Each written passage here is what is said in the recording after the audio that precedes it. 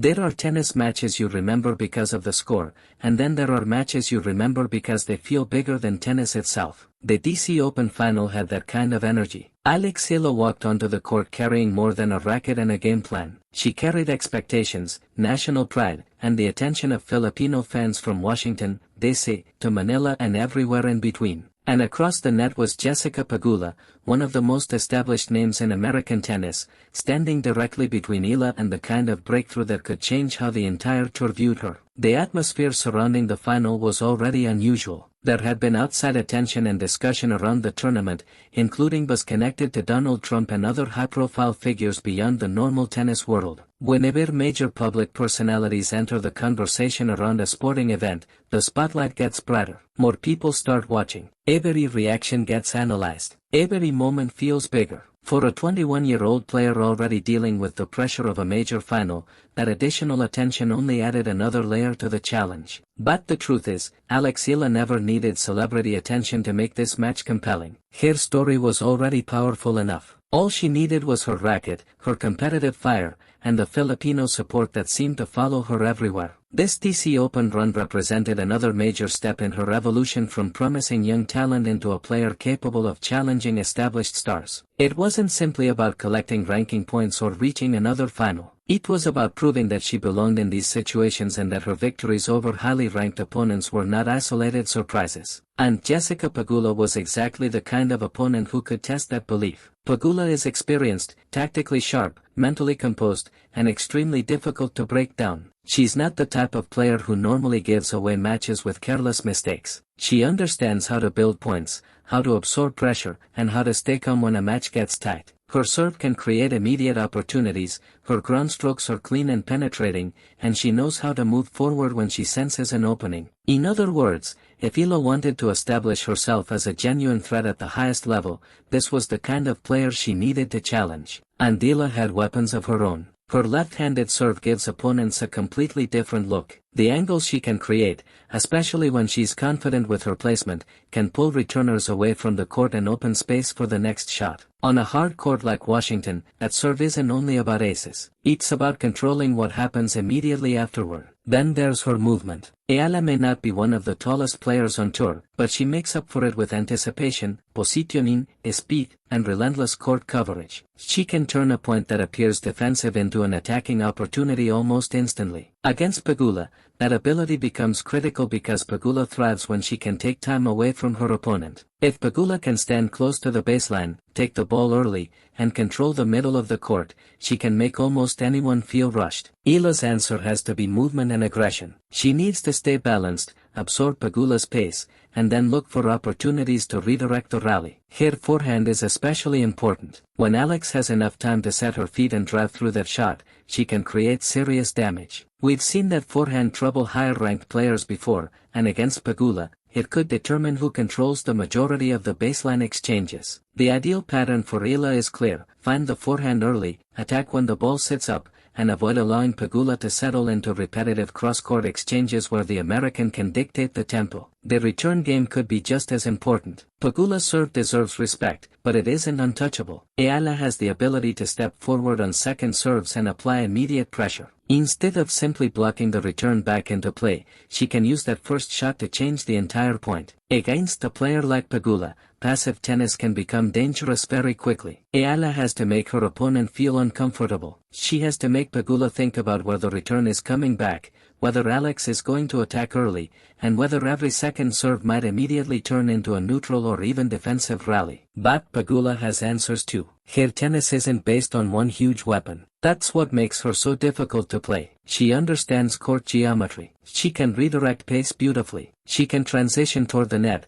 finish points efficiently, and use her backhand to absorb pressure without losing much control. That backhand could be especially important because it gives Pegula another stable wing during long rallies. Eala might have explosive attacking options, but Pegula can challenge her consistency by refusing to disappear from points. And then there is the mental battle. Pegula has been in major matches before. She understands how quickly momentum changes. She knows how to reset after a bad service game or a lost set. That kind of composure is one of the most valuable weapons a veteran player can possess. Young players sometimes expect an experienced opponent to show frustration when things go wrong. Pegula often doesn't. She can lose a difficult point, walk to the next position, and appear completely unaffected. That forces her opponent to keep winning points instead of waiting for her to collapse. For Eala, that means concentration has to remain extremely high. She cannot afford to win a spectacular rally and then give away the next 2 points with rushed decisions. She needs aggressive intent without reckless tennis. The opening games would therefore be crucial. Pegula typically likes to establish herself immediately. If Alex can hold serve comfortably and then make Pegula work during her first service game, the psychology changes. Suddenly Pegula knows this isn't going to be an easy afternoon. An early break would send an even stronger message. It would tell the American crowd, Pegula's team,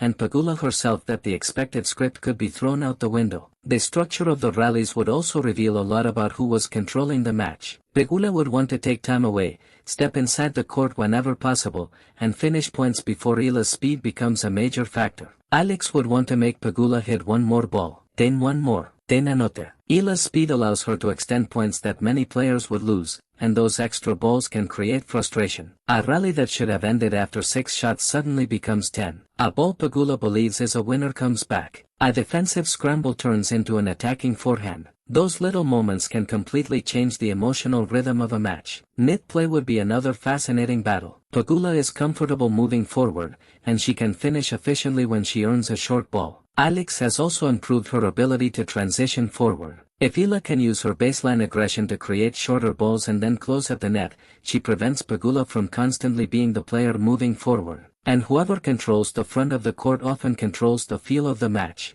Still, none of the technical details fully explain why Alex Eala's matches have become so emotional for Filipino fans. Tennis may not be the Philippines' dominant sport, but Alex has become far more than another athlete competing internationally. She represents possibility. Young girls in Manila can watch her play top professionals and imagine themselves holding a racket one day. Filipino families overseas can follow her matches from the United States, Europe, the Middle East, Australia, and beyond. Overseas Filipino workers staying up late can watch one of their own compete on a major stage and feel connected to home. Every match carries that invisible support. Alex acknowledged it herself when she thanked the Filipino community in Washington, D.C., supporters back home, and fans around the world, saying she could feel all the love. That support is powerful, but it also creates pressure. When millions of people desperately want you to succeed, every match starts feeling like more than a personal competition. And that is exactly where Eala's mental growth matters. She has already demonstrated that she can compete with top-level opponents. She has shown that she can handle high-pressure moments and produce fearless tennis when expectations are enormous. The next step is consistency. Can she do it tournament after tournament? Can she beat elite players when they are prepared for her? Can she remain aggressive when everyone already knows what she wants to do? Those are the questions that separate promising players from established champions. And that is what made the DC Open final so important. For Eala,